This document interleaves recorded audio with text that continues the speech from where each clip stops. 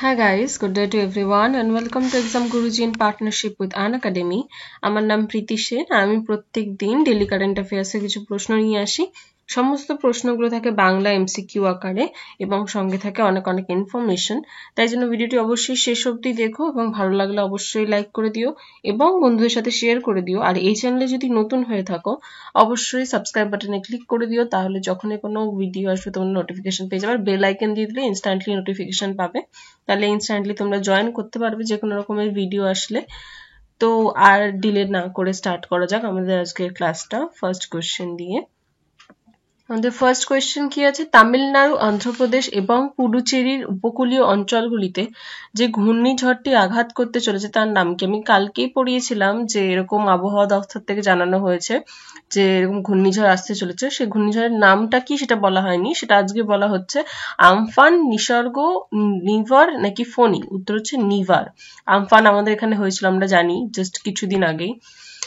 ঘূর্ণিঝড় নিভার তামিলনাড়ুর মামলাপুরম এবং কারাইকালালের উপকূলীয় অঞ্চলে আঘাত করতে পারে। তামিলনাড়ু, অন্ধ্রপ্রদেশ এবং পুডুচেরি জাতীয় সংকট মানে যেটা ন্যাশনাল এমার্জেন্সি বলা হয় ওর মধ্যে স্থিতি পর্যালোচনা করা হয়েছে। যেমন আমাদের আমফানের সময় একটা ন্যাশনাল এমার্জেন্সি ছিল, তারপরে নিসর্গটা আই থিঙ্ক মুম্বাইয়ের সাইডে যখন হলো তখন এটা করা হয়েছিল। তো এরকমই নিভার। পরবর্তী প্রশ্নে যাওয়া যাক। আশিস, এটা আশিস নয়, তোমরা হয়তো ভাববে আমি স্পেলিং মিস্টেক করেছি, বাট আমি দেখলাম এটা আশিস রায়, যিনি সম্প্রতি প্রয়াত হয়েছেন। অনেকে প্রত্যেকদিন একটা নিউজ আসছে, তিনি কে ছিলেন? অভিনেতা, সঙ্গীত রচয়িতা, গীতিকার নাকি ক্রিকেটার? উত্তর হচ্ছে অভিনেতা। সিনেমা ও টিভি আর্টিস্ট অ্যাসোসিয়েশন 24 নভেম্বর মৃত্যুবরণকারী আশিস রায়ের প্রতি সংহতি প্রকাশ করেছেন। তিনিও কিডনি রোগে ভুগছেন। আমরা জাস্ট দেখলাম যে লাস্ট আমি যে কটা সপ্তাহ পড়িয়েছি অন্তত সে কটা সপ্তাহে মারা যাওয়ার নিউজ অনেক ছিল বড় বড় সেলিব্রিটিদের, বেশিরভাগই কিডনি ফেলিয়ার ছিল। যাই হোক, পরবর্তী প্রশ্ন। কোন ভারতীয় ওয়েব সিরিজ 48তম আন্তর্জাতিক এমি অ্যাওয়ার্ডস সেরা নাটক সিরিজ এই বিভাগে পুরস্কার জিতেছে? 1992 স্ক্যাম, এটা টটা হবে না, scam, secret games, Delhi crime নাকি পাতাল লোক? উত্তর হচ্ছে দিল্লি ক্রাইম। সেরা নাটক সিরিজ কে জিতেছে ভারত থেকে? দিল্লি ক্রাইম। সেরা ডকুমেন্টারি জিতেছে ফর সামা, যেটা ইউকে থেকে, আমাদের দেশে নয়। সেরা কৌতুক সিরিজ নিংএমটা ওলহান্দো, এটা জেনে লাভ নেই, এই নামটা মোটেই আসবে না, ব্রাজিলের নাম। সেরা অভিনেতা অল ইন অল বিলি ব্যারেট জিতেছে। কিন্তু পরবর্তী একটা প্রশ্ন চলে আসছে, সেরা অভিনেত্রী গ্লেন্ডা জ্যাকসন। তো পরবর্তীটায় চলে যাই, তাহলে দেখে নিতে পারবো যে বলা আছে নিম্নলিখিত গুলির মধ্যে সেরা অভিনেতা পুরস্কার কে জিতেছে 48তম এমি অ্যাওয়ার্ডসে? আমি এক্ষুনি অভিনেতা বললাম, সেই অভিনেতা অবশ্যই নয়, কারণ এর প্রশ্নটাতে ভারতীয় অ্যাড করা উচিত ছিল আমার। যদি এটা বলা হচ্ছে যে ভারত থেকে কি সেরা অভিনেতা হয়েছে, ওটা তো ইউকে ছিল। তো এখান থেকে অর্জুন মাথুর, বিলি ব্যারেট, গ্যাডো ক্যাপ্রিনো, রাফায়েল লোকাম। উত্তর হচ্ছে অর্জুন মাথুর। অর্জুন মাথুর কিন্তু সেই সেম না মানে সিরিজ যেটা দিল্লি ক্রাইম নেটফ্লিক্সে আছে ওইটার ওখানেই উনি অ্যাক্টিং করেছিলেন, তো ওখান থেকে উনি জিতেছেন। পরবর্তী প্রশ্নে যাওয়া যাক। কেন আনএকাডেমিতে জয়েন হওয়া উচিত? তোমরা তোমাদের পছন্দ মতন এডুকেটর পাবে, তোমাদের পছন্দ মতন batches, WB TET, WBPSC, WBP, WBPSI, WBCS ইত্যাদি। আগেকার ক্লাস এরকম হতো, এখনকার ক্লাস পুরো এরকম হচ্ছে ডিজিটালভাবে। এখানে ওয়ার্ল্ড ক্লাস টেকনোলজি ইউজ করা হচ্ছে। এছাড়াও পড়ানো হচ্ছে পোল্ট এবং চ্যাট সেকশনের মাধ্যমে। এছাড়াও তোমাদের জন্য রয়েছে quiz, doubt clearing class, test series, dual educator classes ইত্যাদি। টেকনোলজি এইভাবে ইউজ করা হচ্ছে, দেখো স্ক্রিনে দেখা যাচ্ছে। এছাড়াও এখানে পোল, চ্যাট অপশন, সেলফ অ্যানালাইসিসের মাধ্যমে পড়ানো হয়। তোমরা পোলসের মাধ্যমে দেখতে পারবা তোমরা ফার্স্ট হলে না সেকেন্ড হলে না থার্ড হলে। এছাড়া ডুয়াল এডুকেটর ক্লাসের সুবিধা পাবে। এখানে যে সাবজেক্টগুলো অফার করা হচ্ছে সেগুলি হলো quantitative aptitude, reasoning, physics, chemistry, biology, history, geography, polity, English, Bengali, current affairs, economics. এছাড়া যে অপশনাল সাবজেক্টগুলো অফার করা হচ্ছে সেগুলো হলো অ্যানথ্রোপোলজি, সোসিওলজি, সাইকোলজি এবং হিস্ট্রি। এছাড়াও অপশনাল সাবজেক্টগুলো অফার করা হচ্ছে political science, physics, chemistry, geography. তোমরা ততক্ষণ হলো আনএকাডেমিতে ভর্তি হতে থাকো, সাবস্ক্রিপশন নিতে থাকো তোমাদের চাকরি পাওয়ার জন্য। এখানে যে ক্লাসগুলি হচ্ছে সেগুলি হলো WBCS, WB TET, WBPSC clerkship, WBP, WBPSI, PSC miscellaneous, আরও অনেক কিছু। এখানে কোর্স প্ল্যান হলো আছে 1 মান্থ, 3 মান্থ, 6 মান্থ, 12 মান্থ এবং 24 মান্থ। এখানে স্ক্রিনে কোর্স ফি দেওয়া আছে। যে কোর্স ফিগুলো আছে তোমরা যদি ইজি লাইভ কুপন কোডটি ইউজ করো তাহলে তোমরা 10% ফ্ল্যাট ডিসকাউন্ট পাবে। এছাড়াও তোমরা HDFCর ATM বা ডেবিট কার্ড ইউজ করলে তোমরা মাসে মাসে পেমেন্ট করতে পারবে। তা সুতরাং তোমরা আনএকাডেমিতে সাবস্ক্রাইব করো। ধন্যবাদ। দুটো প্রশ্নই একই আওয়াজ থেকে ছিল। নিম্নলিখিত নির্ধারিত বীমা সংস্থাটি কোন বীমা সংস্থাটি আনন্দ নামে একটি প্রথম ডিজিটাল অ্যাপ্লিকেশন চালু করছে? এটি আত্মনির্ভর এজেন্টস নিউ বিজনেস ডিজিটাল অ্যাপ্লিকেশনের সংক্ষিপ্ত রূপ। এই আনন্দ বলতে কিন্তু জাস্ট এটা আনন্দ কোনো ওয়ার্ড নয়, ANA প্রত্যেকটা আলাদা ফর্ম আছে। তো এটা দেখে নিয়ে আগে কি চালু করছে।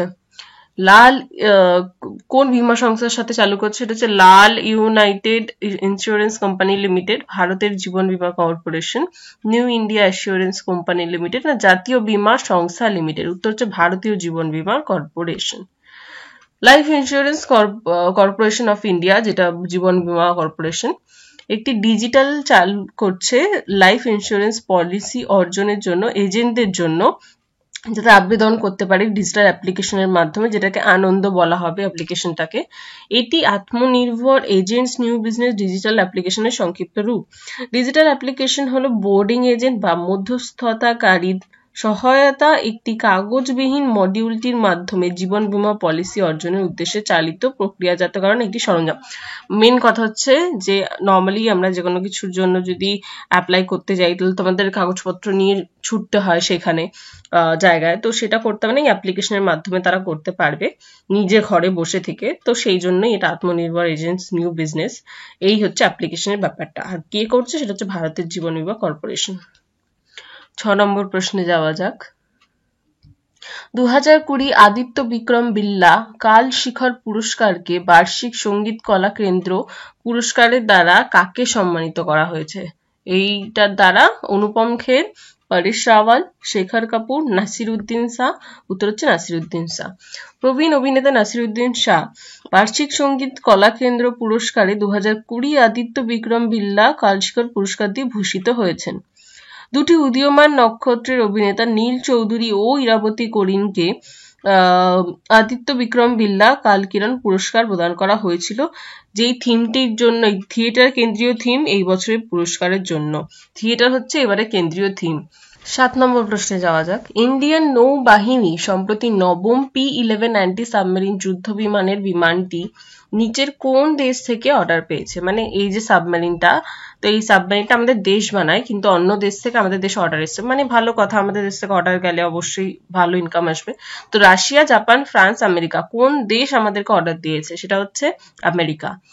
ইন্ডিয়ান নেভি তার 9P-8I লং রেঞ্জের মেরিটাইম পেয়েছে পুনরুদ্ধার এবং সাবমেরিন বিরোধী যুদ্ধ বিমান, যেটা 2016 সালে স্বাক্ষরিত আরো 4টি বিমানের জন্য মার্কিন যুক্তরাষ্ট্র প্রায় $1 বিলিয়ন একটা বিল, মানে এই যে চুক্তি এটা করেছে।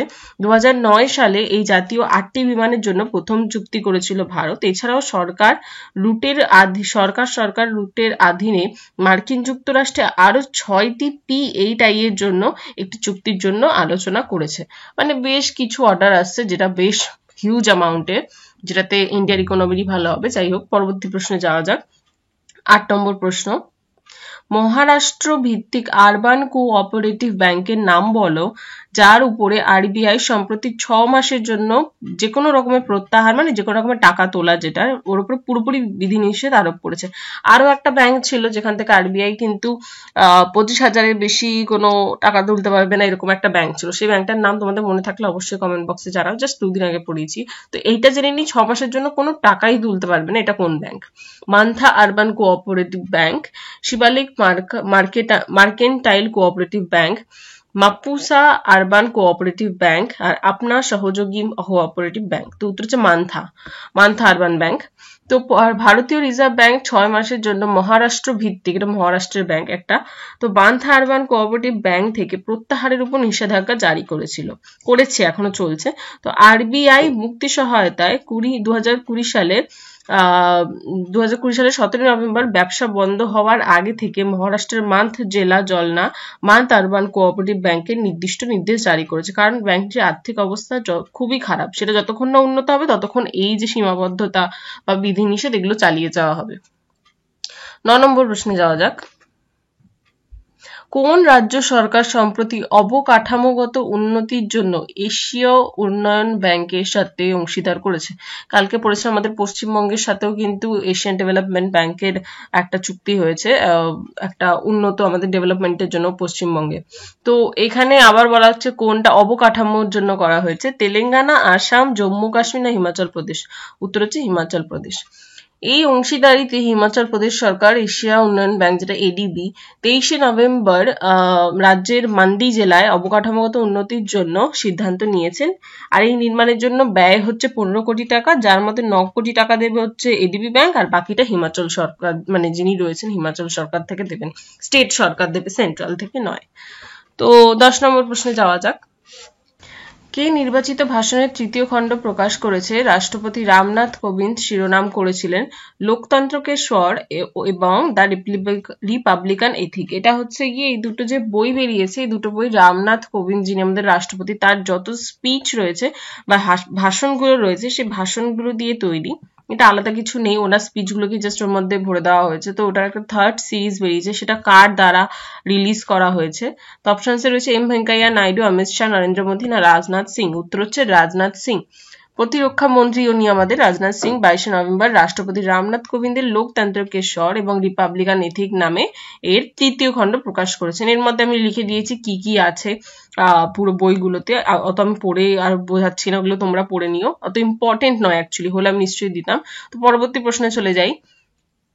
11 নম্বর প্রশ্ন, নিম্নলিখিত কোন রাজ্যে দেশের প্রথম শ্যাওলা বাগান বা মস গার্ডেন সেটা নির্মাণ করা হচ্ছে?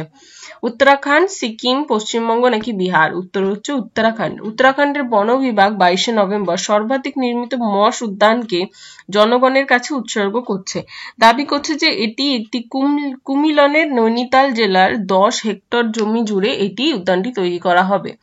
তো এই মধ্যে ছত্রাকের জন্য যে ড্রেসিং হিসাবে বিশ্বযুদ্ধের চিত্রগুলিও থাকবে, এবং ইভেন ডাইনোসর আমলেরও যেসব ছিল সেই সবগুলোকেও মানে মডেল তৈরি করা হবে। অবশ্যই ডাইনোসর যুগের ছত্রাক তো পাওয়া পসিবল নয় বা পাওয়া যায়নি, তো সেই জিনিসগুলোকে মডেল আকারে রাখা হবে এর মধ্যে। তো পরবর্তী প্রশ্নে যাওয়া যাক। 12 নম্বর প্রশ্ন, 5,555.38 কোটি টাকার গ্রামীণ পানীয় জলের সরবরাহের প্রকল্পের জন্য কোন রাজ্যে প্রধানমন্ত্রী মোদী স্থাপন করেছে? মানে প্রধানমন্ত্রী মোদী এত হাজার টাকা, 5,000 সামথিং এত টাকা, কোটি টাকা দেওয়া হচ্ছে কোন রাজ্যের জলের প্রকল্পের জন্য? গুজরাট, উত্তরপ্রদেশ, তামিলনাড়ু নাকি কর্ণাটক? উত্তর হচ্ছে উত্তরপ্রদেশ। উত্তরপ্রদেশের যে একটু রুরাল সাইড রয়েছে মির্জাপুর বা সোনভদ্রা জেলার, ওখানের যে রুরাল সাইডে ওখানে জলের খুব অসুবিধা, তো সেই সব জায়গাগুলোতে আরো জল পৌঁছানোর জন্য জল ও স্যানিটাইজেশনের একটা কমিটি তৈরি করা হয়েছে এবং যার দায়িত্ব পালন করা হবে।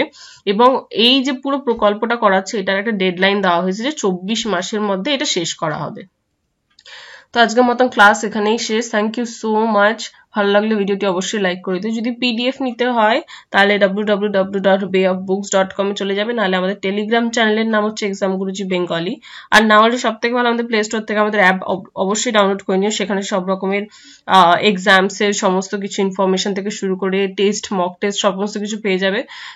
ওয়েস্ট বেঙ্গল এক্সাম প্রিপারেশন এই যে আমি লিখে দিয়েছি এই অ্যাপটা। আর অবশ্যই লাইক, শেয়ার, সাবস্ক্রাইব করতে ভুলো না। Thank you so much. খুব ভালো থেকো, আবার দেখা হচ্ছে কালকে। বাই।